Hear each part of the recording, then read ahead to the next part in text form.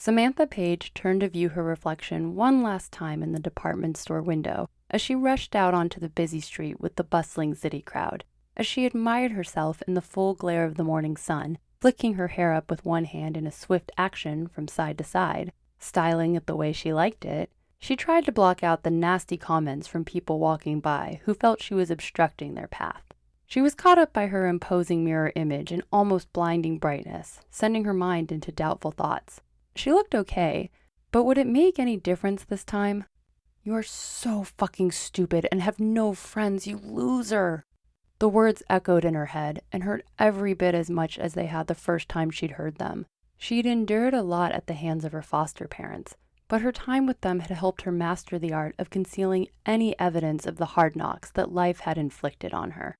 Sam put up a defiant front for the world. 23 years of failure had not destroyed her. She carefully hid the fact she had spent her entire childhood in foster care, had not graduated from high school, and had never had a permanent job.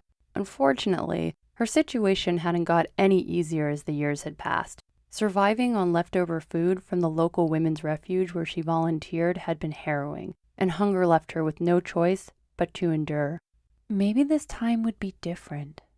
It was the second day of summer, a beautiful, clear Sydney morning with a marble blue sky, as she walked along the busy streets in her borrowed red high heels, short white dress, red belt, and off-white handbag. For good luck, she was wearing her best owl earrings with the tiny light blue stones for eyes that matched her own. Her long brown hair was neatly secured in a hair clip. It didn't matter that her makeup and nails had only been partially done at the sampling counter of the nearby high-end department store. Nothing was going to get in the way of her 11 a.m. appointment. She would get this job and start living her dreams, believing a utopia of endless possibilities lay in wait for her. As far back as she could remember, she had wanted to travel all over Australia, but the furthest she had ever got was Manly via Circular Quay, and it had taken her almost a year to save the money for the ferry ticket. Many times since that day, she had walked up to the quay and fondly recalled her trip, hoping to take another ferry ride once she secured a full-time job. She had been living in the same one-bedroom unit since moving from her last foster parents' house on her 18th birthday. Her unemployment benefits just covered her rent and utilities, but there was nothing left for anything else, and she couldn't get a job.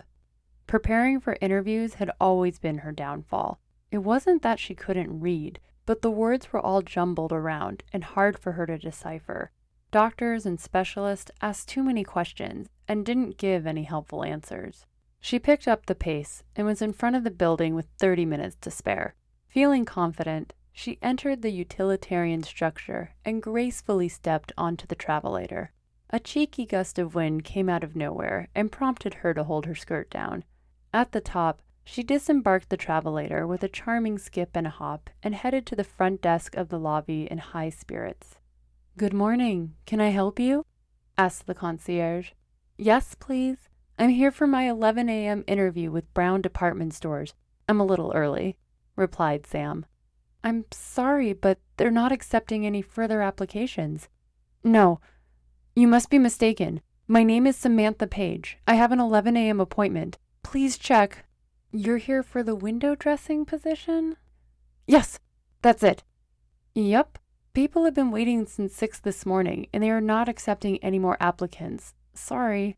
But I have an appointment for—" "Please contact the person you spoke to about the position." "Who's next, please?" Shoulders hunched and red-faced, Sam quickly exited the building. She felt as if everyone was looking at her and laughing. Shattered beyond belief, she hit a new low point in her life, and climbing back out of it would take a miracle.